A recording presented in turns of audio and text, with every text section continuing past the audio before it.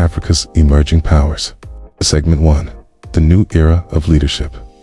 For decades, quote, the global narrative of Africa was one of Afro-Pessimism, a continent defined by its needs rather than its potential. But in 2026, that script has been shredded.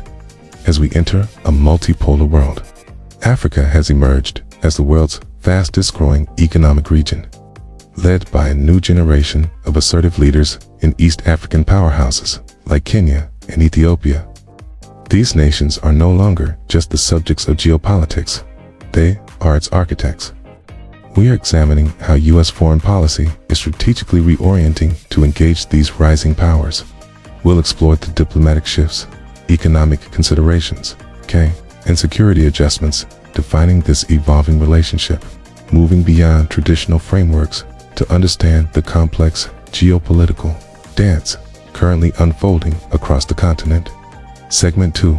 America's Evolving Playbook, From Aid to Partnership. The era of the humanitarian handout is over.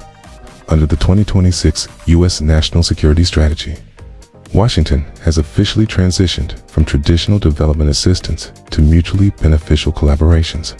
The new mantra: investment-led development. U.S. ambassadors are now being evaluated not on the aid they distribute, but on the deals they facilitate for American businesses. This strategic pivot is most visible in the Libido Corridor, a massive infrastructure project linking the mineral-rich belts of the DRC and Zambia to Atlantic ports. It's a shift from moral positioning to a transactional era, where the U.S. secures critical mineral value chains like cobalt and lithium in exchange for direct private sector investment and disaster resilience. Segment 3. New Diplomatic Initiatives. This priority shift isn't just on paper, it's on the ground. Recent high-level forums, such as the July 2025 White House Summit with 5 key African leaders, showcase a reprioritized engagement. We are seeing commercial diplomacy in action, with major trade missions from states like Virginia and California visiting Nigeria and Côte d'Ivoire to cement technology and climate agreements. Washington is also focusing on subnational engagement, realizing that while the capitals matter, the real economic engines are the booming cities and regional hubs like Nairobi and Addis Ababa. Segment 4. Countering rival influence.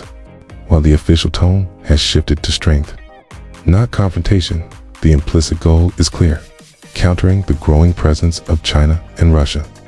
China remains Africa's largest trade partner, with its goods flooding the market at record levels, while Russia's Africa cores provides transactional security to the Sahel. The U.S. response is a decent piece on terms favorable to American interests, rather than trying to outspend China on every bridge or road. The U.S. is leveraging its private sector to offer higher quality, sustainable alternatives by prioritizing threats to American interests and securing critical supply chains. The U.S. is asserting a 21st century Trump corollary. It's the Monroe Doctrine opposing hostile foreign incursion while building a golden dome of economic and security stability.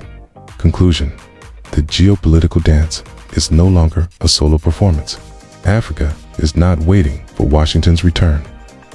It is forming new alignments and leveraging its collective weight. For the U.S., the challenge is no longer about saving a continent, but about competing for a seat at a table that Africa has built for itself.